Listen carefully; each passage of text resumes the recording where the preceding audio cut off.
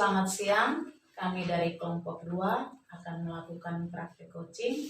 Perkenalkan, nama saya Agnes Amedia Sehingga, SMP Negeri 3 Amabi FEDO Timur 1 Atap. Di sini saya berperan sebagai coach dan di sebelah kanan saya dan Taibonat dari SMA Negeri 2 Kupang Timur. Saya berperan sebagai observer. Dan di sebelah kiri saya Didimus Nubatunis dari SMP Negeri 4 Amarasi Barat Satap. Di sini saya berperan sebagai coaching.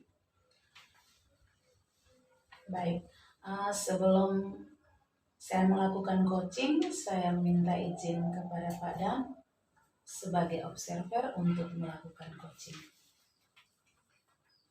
Baik Ibu, saya sebelum Ibu melakukan coaching, saya ingin mengajukan pertanyaan kepada Ibu sebagai coach.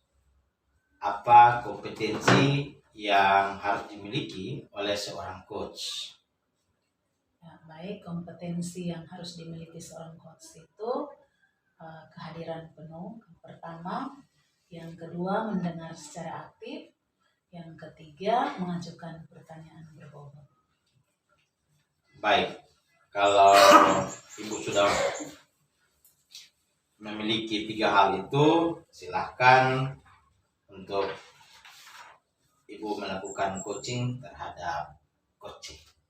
Baik, terima kasih Pak. Baik, selamat siang Ibu. Selamat siang Pak Didi. Saya bisa minta waktunya untuk ngobrol sebentar Ibu? Oh boleh, dengan senang hati Pak. Terima kasih Ibu karena sudah meluangkan ini waktunya untuk saya Ibu. Ya, saya juga senang sekali Pak, karena Pak juga mau bercerita dengan saya.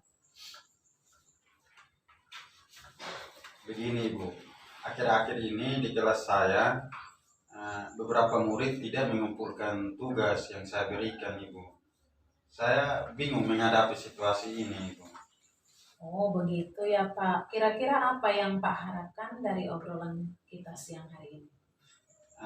Saya berharap Ibu setelah obrolan kita ini saya bisa mendapatkan solusi dari permasalahan yang saya hadapi ini Ibu, agar murid saya tidak mengabaikan tugas yang saya berikan.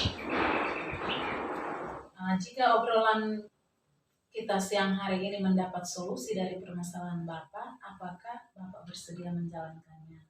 Ya tentu saja Ibu, saya bersedia Ibu. Bisakah Bapak ceritakan sedikit permasalahan yang sedang Bapak hadapi?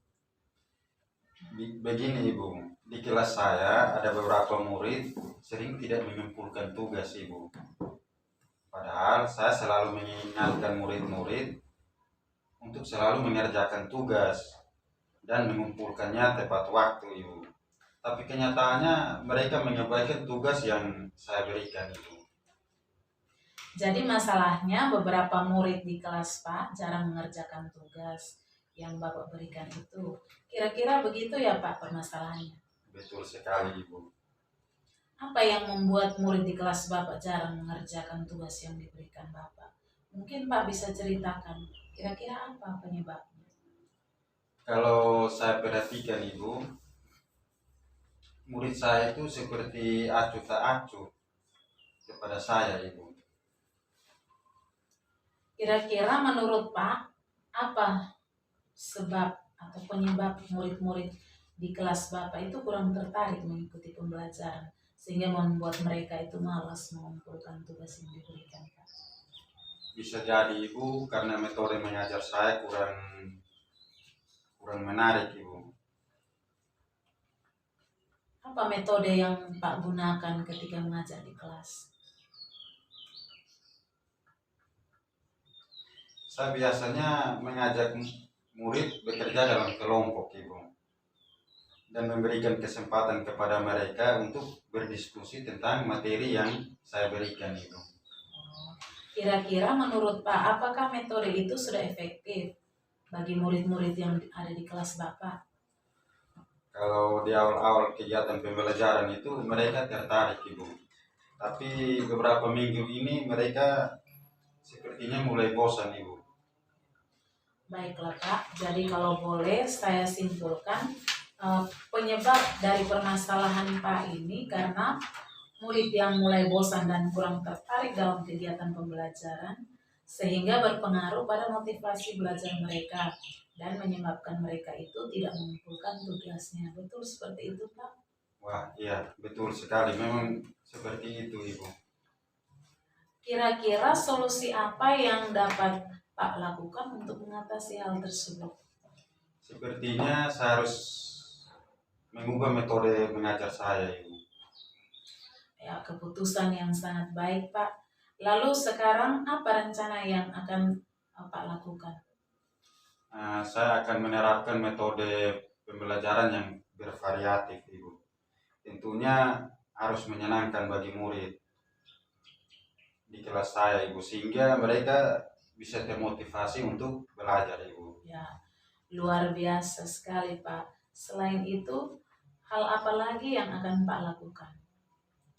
Saya akan menggunakan berbagai sumber belajar dan media, Ibu. Media pembelajaran yang selalu bervariasi, Ibu, dalam kegiatan pembelajaran. Oh iya, selain itu saya juga akan memberikan kebebasan kepada murid-murid saya untuk mengumpulkan tugasnya dalam bentuk yang sesuai dengan minat mereka, Ibu. Seperti itu. Wah, ide yang sangat menarik, Pak. Kira-kira kapan